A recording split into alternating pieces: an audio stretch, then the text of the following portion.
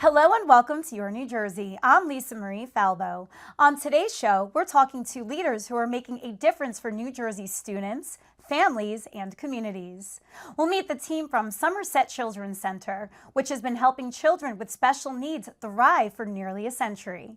And we'll hear from Safe+Sound Somerset about their work supporting survivors of domestic and sexual violence and the challenges they face after major federal funding cuts.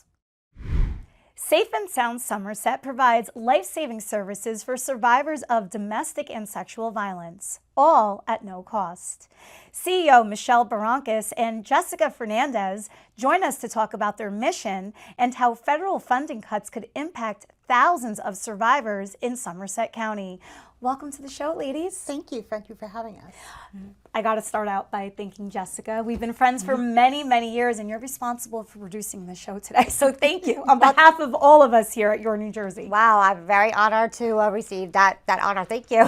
Well, you're just involved in so many initiatives. You have a heart of gold like no other, and I know this is very near and dear to you. Yes. My dad's younger sister was, when I was about 3 years old, she was murdered in a suicide by her. She was murdered by her husband in a domestic violence situation. So I kind of grew up, knowing about that story, hearing about that story. It was like a big shadow in my family.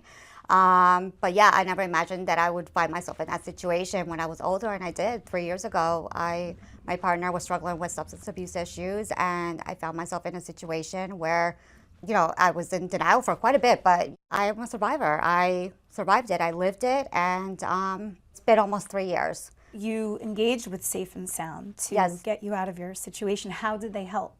They helped in a sense because at that time, I had left my corporate job to be home with my son full time because he was experiencing developmental delays, and I just needed to be focused on his treatment.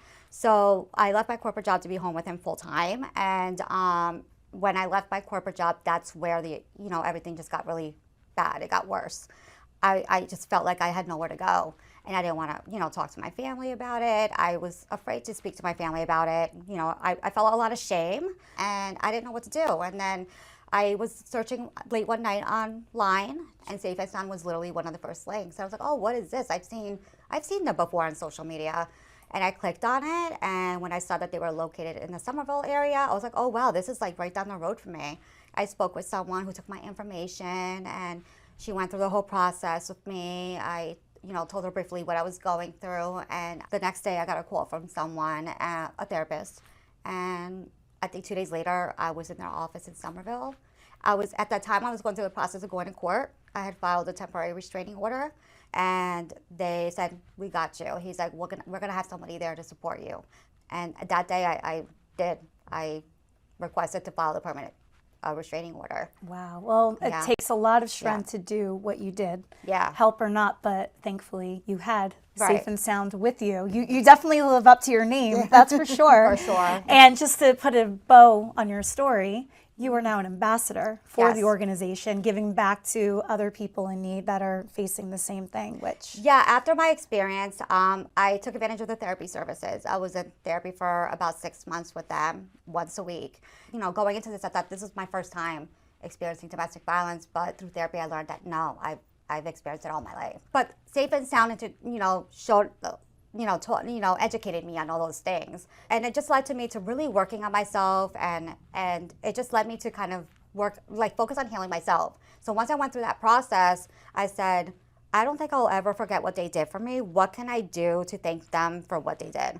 And so she introduced me to the Social Ambassador Program, and she's like, it seems like you're really good with social media. She goes, you could help us with things like that. And then and then little by little, you could start doing more things for us. And that's what's been happening. I've been doing more and more. Just, I feel like it's my way of giving back, using my connections and my sphere of influence to do what I can to spread awareness, because they deserve it. And especially when I heard about the funding cuts, I can't imagine not having Safe+Sound.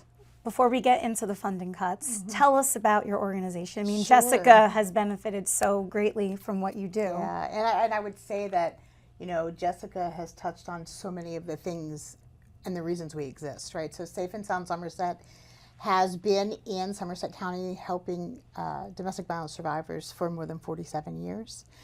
We have incorporated both sexual violence and child sexual abuse survivors as well into our mission over the last few years.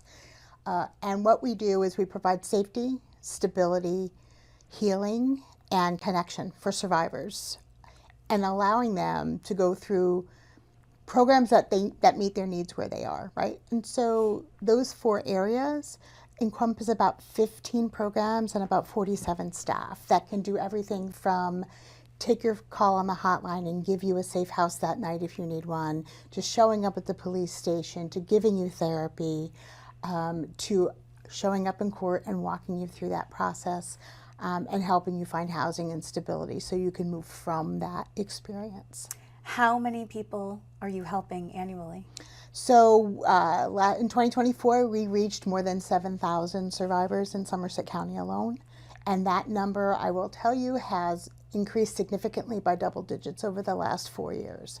Wow. And to give you an example, our Safe House provided more than 7,000 bed nights to survivors last year alone. And that's a 295% increase over the last 4 years. So your numbers are increasing, but your funding is decreasing. It is, and significantly decreasing. As an essential service, we are the only provider of domestic violence and sexual violence services in Somerset County. And so if we are not here, then survivors will have nowhere to turn. Domestic violence, it's such a hidden epidemic. It's something that no one's talking about. People are processing it months, years, even decades. Absolutely. A lot of times. You know, and we moved to, about 10 years ago, we shifted to a trauma-informed approach. And what that means is we know that there are lifelong lasting impacts from experiencing domestic violence, whether you're a child or you're an adult. And so it's about financial stability. It's about, well, if I can't go home and I don't have a safe place to put my head or feed my kids, how do I make that decision, right? And those are decisions that we see people have to make every single day. Reduced funding is going to limit the amount of work we can help them with. We're not going to be able to meet you at your car and walk you through the court anymore. We're not going to have the capacity to reach 7,000 bed nights because we're going to cut our safe house capacity in half. I hope someone watching, just like I said in the last segment about the Somerset Children's Center, may a millionaire be watching this and feel compelled to reach out to you. How can they do so? If anyone's in need of our services immediately, they can connect with us at our 24/7 hotline. It's 866-685-1122.